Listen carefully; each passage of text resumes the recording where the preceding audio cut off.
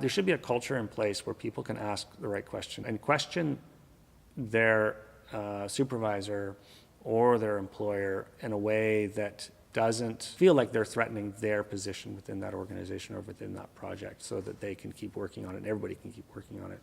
So I founded and continue to run the Great Northern Waste Scene Shop. We provide production services, logistical support, and also a lot of building of scenery, props, painting, to professional not-for-profit artists and arts organizations in the Lower Mainland. I mean, we first started off, I think the first year we built 4 or 5 shows.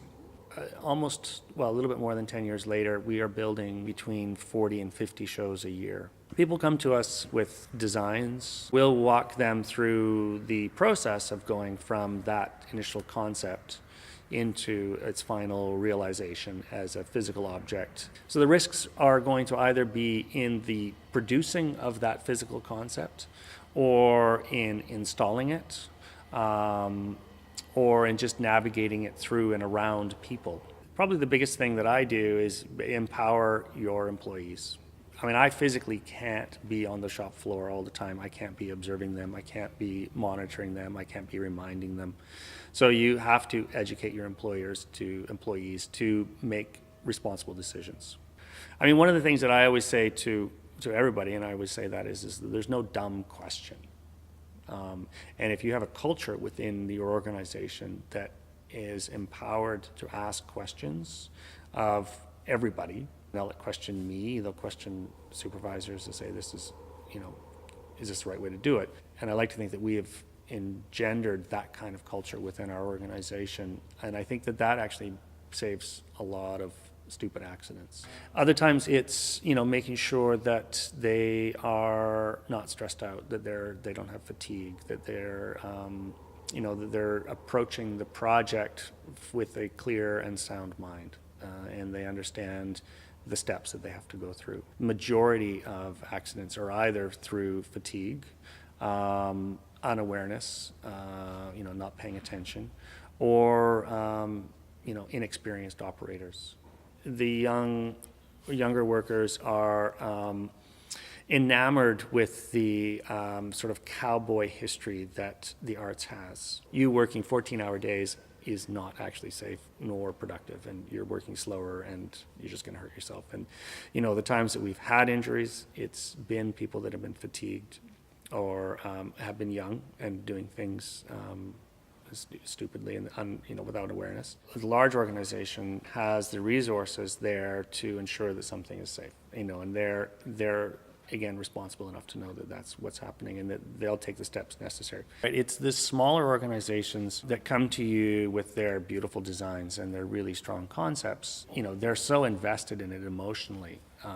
Those are the ones that are tricky, because that they're going to be hard to convince that something's not safe. They don't see the risk necessarily, or sometimes they don't even care because it's more important to them. There's a bigger risk for them to not do the project than to do it. It's tricky because you don't want to shut down that artistic process. You don't want to stop somebody's vision, and you don't want to do it. You don't want to become somebody that just keeps saying no. So what I try and do is always work with them and to advise them of my concerns, if I have any. Then I will, I'll say, look, in order for me to do this properly, these are the kinds of changes that we have to make in order to achieve this in a way that I feel is safe.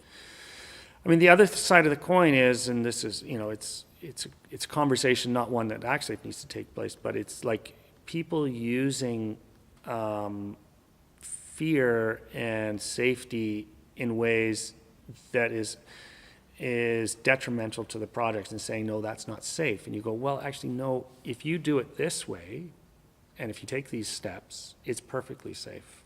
And then people telling you, you can't do that, you can't do that. And they have this sort of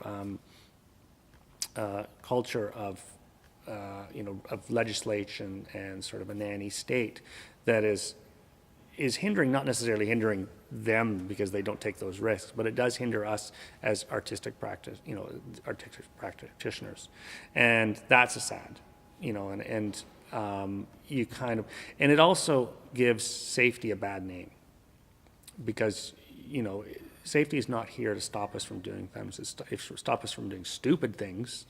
But there are ways to do something and to make sure that it is safe and that you can do it properly and you can achieve the desired effect. Ideally, we're at a point where Actsafe and WCB aren't actually even part of our lives in a way, beyond the training. I think is probably what we actually want to be getting to, a point where people don't even think about safety. They just sort of do it. It's a natural part of their process, and it doesn't affect the art in any way, in a negative way. It just actually, it enables it. That would be the best thing. I don't think we're quite there yet, but we're working towards it. Hi, my name is Elia Kirby, and I run the Great Northern Way Scene Shop in Vancouver, BC.